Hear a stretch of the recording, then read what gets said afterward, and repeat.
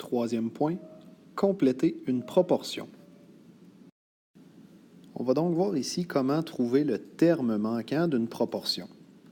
Par exemple, si on veut connaître le prix de 60 jujubes, sachant que 12 jujubes nous coûtent 72 sous, comment est-ce qu'on pourrait faire?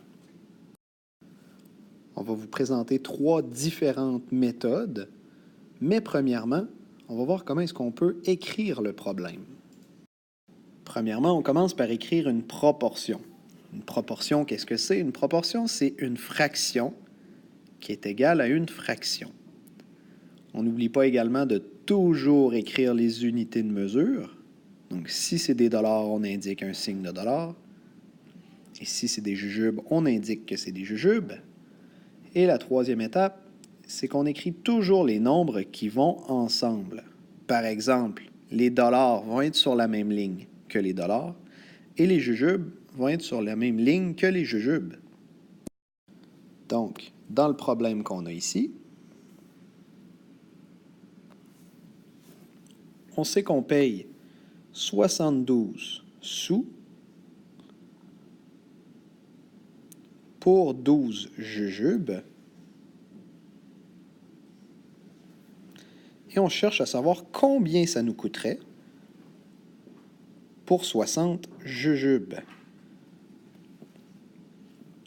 Donc, vous avez vu, on a écrit les jujubes sur la même ligne que les jujubes. Et ici, on a indiqué des dollars. Donc, ici, on cherche le prix que ça va nous coûter en dollars pour 60 jujubes. Comme c'est ce qu'on cherche, on peut écrire l'inconnu X, par exemple, X dollars. Donc, c'est ce qu'on cherche. On cherche le prix en dollars pour 60 jujubes. Une fois qu'on a écrit la proportion, maintenant, on va voir les techniques qui vont nous permettre de compléter cette proportion-là, donc de trouver combien ça nous coûte pour 60 jujubes.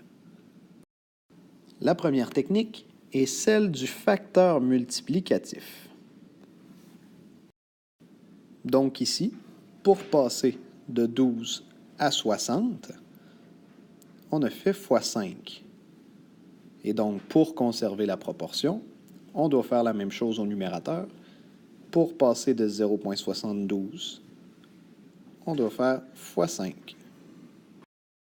On peut utiliser la calculatrice pour trouver que x nous donne 3,60 et donc que ça va nous coûter 3,60 $ pour 60 jujubes.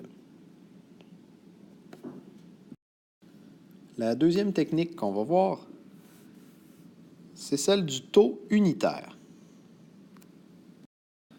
Le taux unitaire, on le sait, on l'a vu précédemment, c'est lorsque le dénominateur est 1.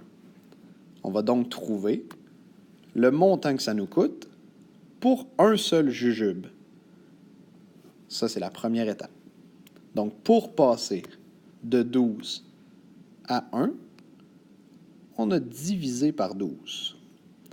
Pour conserver la proportion, on va faire la même chose au numérateur. 0,72 divisé par 12, ce qui nous donne 0,06. On a donc trouvé que pour 0,06 $, on a un jujube. Une fois qu'on a trouvé le taux unitaire, donc on a trouvé que pour 0,06 $, on a un jujube, on peut maintenant calculer combien ça va nous coûter pour 60 jujubes. C'est donc une technique en 2 étapes. Donc ici, pour passer de 1 à 60, on a multiplié par 60. Pour conserver la proportion, on doit faire la même chose au numérateur. Donc 0,06 fois 60, ce qui nous donne, magie, 3,60 $ pour 60 jujubes. On a donc notre réponse finale. La troisième technique qu'on va vous présenter est celle du produit croisé. Le produit croisé est une technique de résolution que vous avez vue au deuxième chapitre. On va donc la réutiliser ici pour compléter une proportion. Comment est-ce qu'on fait le produit croisé? On a le 0,72 ici qui va aller multiplier le 60.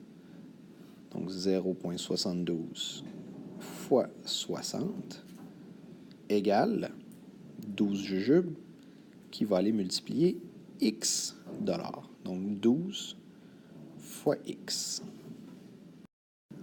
Et là, on n'a plus qu'à isoler la variable X pour obtenir le prix qu'on paye pour 60 jujubes. On sait qu'avec la calculatrice, 0,72 fois 60 fait 43,2, qui est égal à 12x. Et si on veut isoler notre x, on va se débarrasser de la multiplication par 12 en divisant par 12. Les 12 vont s'annuler. À droite, il va nous rester seulement x. Et on peut utiliser la calculatrice pour faire 43,2 divisé par 12, ce qui nous donne, miracle, 3,60. Comme on sait maintenant que notre x, c'est 3,60, on a donc trouvé que pour 3,60 $, on va obtenir 60 jujubes, ce qui est la réponse qu'on cherchait.